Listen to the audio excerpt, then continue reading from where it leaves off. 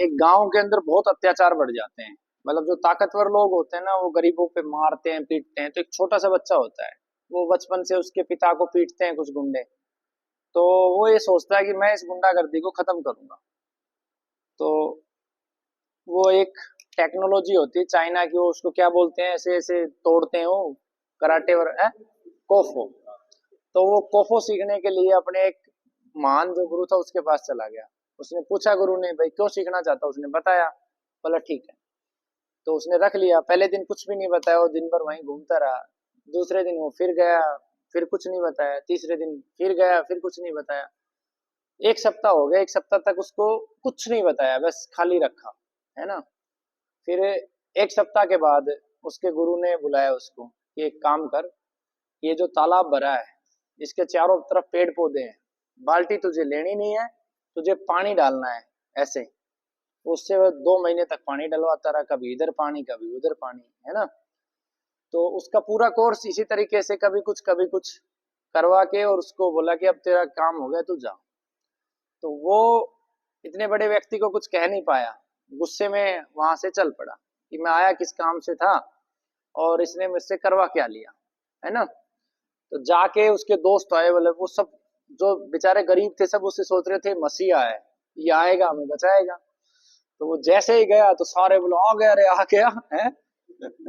नायक आ गया। आते ही उसने बोला अरे क्या हुआ। तो सामने तकत रखा था, उसने गुस्सा आकर उस पर हाथ मारा। बोला कुछ नहीं हुआ। वो हाथ मारते ही तकत टूट गया। तो जहां वो अपने गुरु के लिए सोच रहा था कि मेरे गुरु ने कुछ नहीं करवाया, उसे एहसास हुआ कि गुरु जब देने पे आता है तो लेने वाले को पता भी नहीं चलता है कि वो कब दे देता है। तो ये इस कहानी में मैंने कुछ अपनी तरफ से ऐड किया है। ये मैंने सुनी थी, मैं हर चीज में एडिशन करता हूँ। ये कहानी मेरे को, ये पहले 6-7 दिन जो खाली रखे ना, ये उस कहानी में नहीं था, ये मैंने ऐड किया। क्योंकि ये उसने क्यों किया, क्योंकि गुरु ने उसका पेशेंस चेक किया कि ये पेशेंस वाला है भी या नहीं। दुनिया की जितनी भी लड़ाइयां होती है ना, वो लठों से नहीं लड़ी जाती है, वो सबसे पहले धैर्य से लड़ी जाती है। जब हम कॉलेज में लड़ते थे ना, तो ग्रुप बनते थे।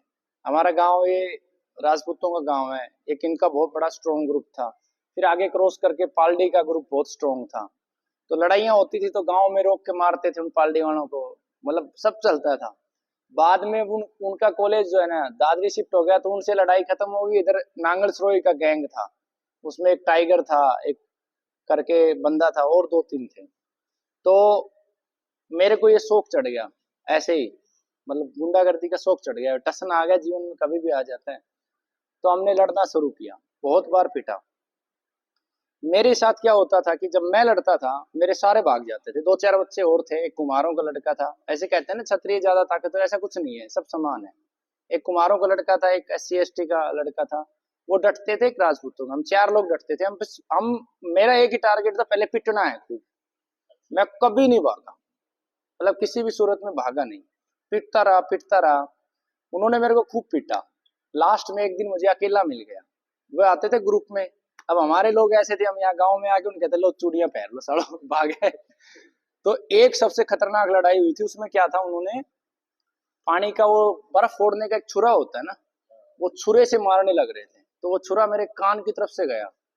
तो उस छुरे को देख के सब भाग गए, और मैं उस समय भी डटा रहा, उसका हाथ पकड़ के पिटा खूब। मैं ऐसे कर लेता था, घर वालों को पता भी नहीं लगता था पिट के आया है, अंदर इधर ठीक है, मुंह बचाता था भाई, मुंह साफ साफ दिखेगा। तो एक दिन वो मुझे अकेला मिल गया, जो उसको लीड करता था। वो भागने लगा भयंकर भरे कॉलेज में। जब वो भागा ना, उसी दिन मैं जीत गया था, क्योंकि वो अकेला था, पूरे कॉलेज में उसकी थू थू हो गई, वो भाग गया। और वो मेरे से इतना भय खाया अकेले से कि एक दिन बस स्टैंड पे अकेला बैठा था, वो 50 आए थे, और मेरे सामने आके बोला भाई देख ये लड़ाई बंद कर दे, तू साले मेरे को सपनों में दिखता है, तेरे को खूब मार लिया मैंने। तो जब इंसान अपना भय खत्म कर लेता है ना, उसे कोई परास्त नहीं कर सकता, है ना। तो वो खैर, वो सब चीजें गलत थी उस समय, जीवन में सब चीजों का ज्ञान नहीं था। लेकिन वो भी एक आनंद का ही विषय। अब उस समय को याद करते हैं तो बड़ा अच्छा फील होता है, कोई टेंशन नहीं होती थी, है ना। कॉलेज से जाते थे, फिर वापस आके फिर वापस बस में बैठ के कॉलेज चले जाते थे, है ना। तो वो समय था। तो इसका भी एक सार है, इसका सार है जुनून। मेरे सुजुकी मोटरसाइकिल में मेरे गुरुजी हैं, अरुण शर्मा, है ना। वो मुझे एक ही बात कहते थे कि if you have will power no skill power required, कुछ नहीं चाहिए अगर आपके पास विल हो। मैंने जिंदगी में जब भी जो प्रोफाइल कंपनी में देखी है, उस प्रोफाइल को मैंने कभी नहीं देखा था। मतलब जब मैंने इनिशियल नौकरी शुरू करी तो उस समय हमारी क्या आर्थिक स्थिति थी, मेरे दादाजी की पेंशन आती थी, पिताजी की कोई इनकम नहीं थी। तो जब दादाजी खत्म हुए तो जैसे चाची ताई आई तो उनको मरने का दुख नहीं था, वो हमारे पास रहते तो हमें दुख होता था। वो आपस में बैठ के बात कर रही थी कि अब गजिया को पता चलेगा रोटी कैसे खाई जाती है। मेरे दिमाग में बात खटक गई, मैं बीकॉम सेकंड ईयर में था उस समय।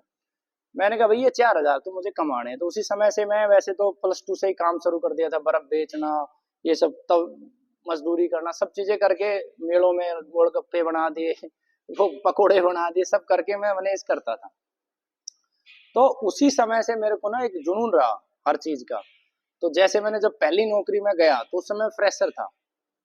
तो मनोज प्रभु एंड एसोसिएट है इस पे राधी चौक के पास। तो कॉमर्स की लाइन में जब नौकरी होती है ना तो उसको एक्सपीरियंस चाहिए। तो वहां पे सीए की वैकेंसी थी और मैं बीकॉम था। मैंने फर्जी रिज्यूम बनाया और बना के मैं इंटरव्यू देने चला गया। सीए मतलब इसका टॉप क्वालिफिकेशन है कॉमर्स बैकग्राउंड में। तो मैंने इंटरव्यू दिया और मैं पास हो गया।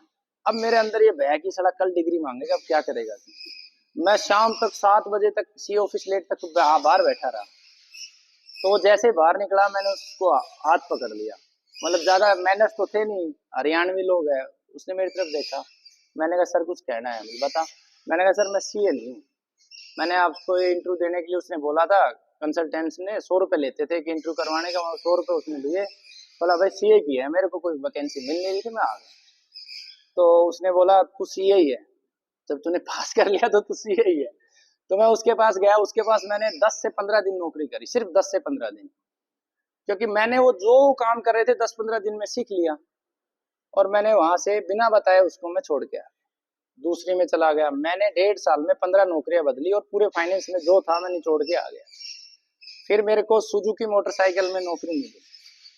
तो वहां पे मैंने रियलाइज किया कि वहां पे गया कि यार तू सबको ऐसे ही, मैं पहले तो ऐसे ही 15 दिन में छोड़ देता था। फिर ये करता था कि महीने की सैलरी 8 को आती, फिर पैसे नहीं देते 15 दिन के। 8 को सैलरी ली और 9 को रिजाइन डालता था, जी मैं नहीं आऊंगा, नहीं तो वो पैसे रोक लेते थे। तो सुजुकी में जब मैं गया तो मैंने रियलाइज किया यार उस आदमी की वजह से आज मैं यहाँ पहुंचा हूँ। 15 दिन जो है ना उसने काम दिया मुझे, सच मतलब सीए नहीं भी था। तो मैंने पहली बार उस बंदे को काम दिलाया सुजुकी में। ये 15 सीए सीबी बनते हैं इंपोर्ट एक्सपोर्ट के केस में। तब जब मैंने उसको काम दिलाया बुलाया तो मुझे देखते ही पहचान गया। मैंने कहा सर माफ करना 15 दिन में आ गया था, लेकिन आपका कर्ज उतार रहा हूँ, ये काम आपको करना है। तो कहने का मतलब है अगर पूरी इच्छा से विल पावर से जब करोगे ना, जब सुजुकी में गया तो वहां पर कभी इतनी बड़ी मैन्युफैक्चरिंग यूनिटी में काम नहीं किया था, देखा भी नहीं था मैंने। और वहां की जो प्रोफाइल थी बिल्कुल डिफरेंट थी, लेकिन मैंने 12-12 मतलब कंपनी का मैंने 25 लाख रुपए रिकवर कर दिया। 8 साल से कंपनी की रिकंसिलेशन नहीं हुई थी। तो जो मेरा जापानी था उसका नाम था यकोका। वो मुझे रात को, मतलब जापानी लोगों की मैं बहुत रिस्पेक्ट करता हूँ, मतलब भारत का मूल डीएनए जापानियों में है। वो इतने बड़े पद पे होने के बाद भी बस नहीं होती थी, वो मुझे पहले ड्रॉप करता था मेरे घर पे, फिर अपने होटल पे जाता था। उनके होटल में रूम होते थे। तो जब मैंने रिजाइन दिया, सबसे ज्यादा काम सुजुकी में किया। 2008 में 13 फरवरी को ज्वाइन किया था और 20 अक्टूबर 2009 को मैं वहां से एग्जिट हो गया। तो मेरा हाथ जापानी ने पकड़ लिया था, डोंट गो। मैंने कहा आई नीड मनी सर, जो कांट पे मी है ना। तो वहां पे मुझे 13,000 मिल रहे थे, होंडा में मुझे 26,000 मिल गए। तो होंडा में भी ऐसी, होंडा का एक बड़ा ओपन कल्चर है। वहां पे बीए बीकॉम सीए कुछ नहीं देखते, जिसमें जितनी क्वालिफिकेशन है जितनी नॉलेज है। तो वहां पे फिर जो है सारी चीजें, फिर बॉस भी ऐसे ही मिल गए हमारे जैसे पियक्कड़ है, रोज शाम को उसके साथ पैक मार लिया, ऐसा कल्चर था हमारा, है ना। तो विल पावर का बहुत बड़ा खेल है। होंडा में एक वो चलता है काइजन करके, इम्प्रूवमेंट जैपनीज कंपनी में सब में मिलेगा। इम्प्रूवमेंट होते हैं उसकी पूरी यूनिट में, जो सबसे अच्छा इम्प्रूवमेंट आइडिया देता है उनको वो घुमाते हैं, फर्स्ट प्राइज देते हैं, ट्रैवल करने के लिए थाईलैंड भेजते हैं मौज मस्ती के लिए, है ना। तो मैं उसमें अकेला बंदा हूँ कि मैंने इतने काइजन किए, पूरी कंपनी में किसी डिवीजन नहीं किए होंगे। मेरे डिवीजन में 100 बंदे थे, मेरे काइजन एक तरफ होते थे और 99 के एक तरफ होते थे। तो हर चीज में सुधार की वो आपकी, मतलब प्रैक्टिस में आ जाता है। इम्प्रूवमेंट करने लगते हो हर चीज में, आपको परफेक्शन की तरफ बढ़ने लगते हो। तो ये बहुत सारी चीजें हैं, है ना, जीवन में जो हमें चाहिए। होंडा के बाद जो है ना इस फील्ड में आ गए, परमात्मा ने इधर भेज दिया। तो यहाँ भी बहुत सारी चीजें और बहुत सारी चीजें करनी है, आपको संतुष्टि नहीं होनी चाहिए। हर समय आपको ये लगना चाहिए कि इसमें और सुधार की जरूरत है, और सुधार की जरूरत है, और बिल्कुल ओपन माइंड होना चाहिए। छोटे से बच्चे का भी सुझाव लेना चाहिए। मैंने अपने जीवन में बहुत सारे 2-2 साल के बच्चों से सीखा है। जैसे मैंने एक पुदीने का उदाहरण मैंने कई बार दिया है ना, कि मैं पुदीना अलग अलग बोता था, कभी नहीं लगता था। तो एक 4 साल का बच्चा था, बोला गुरुजी आपको कुछ नहीं पता, आप इसको एक साथ बो, देखो लगेगा। और लग गया। तो हम सीखते हैं, जीवों से भी सीखते हैं, पेड़ों से भी। अगर स्थायित्व सीखना है, संतुलन सीखना है, तो पेड़ सिखा रहे हैं। प्रेम सीखना है, बहुत सारी चीजें हैं। तो मेरा कहने का अर्थ ये है कि अगर आपके अंदर विल पावर है और आप अपनी आत्मा के साथ हो, तो आप लोग कुछ भी कर सकते हो। मैं तो कुछ भी नहीं हूं, आप मेरे से लाख गुना ज्यादा कर सकते हो। आप सबके अंदर पोटेंशियल पावर है। इतना इसलिए मैंने समझाया कि आप में से कोई व्यक्ति हाथ ही नहीं खड़ा कर रहा है कि मैं इस काम को कर सकता हूं। समझ रहे हो? जैसे समय से है, इसके अंदर बता, इतनी क्षमता होने के बाद, इतनी पॉजिटिव एनर्जी होने के बाद, जीवन में समय होने के बाद, ये मतलब हौसला ही नहीं ले पा रही है, डिसीजन नहीं ले पा रही है ना? तो डिसीजन मेकिंग पावर भी बहुत जरूरी है इंसान को। इन चीजों को छोड़ दो, गलत सही, सफलता विफलता, ये सब आनी जानी चीजें हैं। जो करेगा वही तो सफल विफल होगा, जो नहीं करेगा वो सफल विफल कैसे होगा? तो करने वाला ही आगे बढ़ता है, बस अपना मूल्यांकन करते रहें। ठीक है।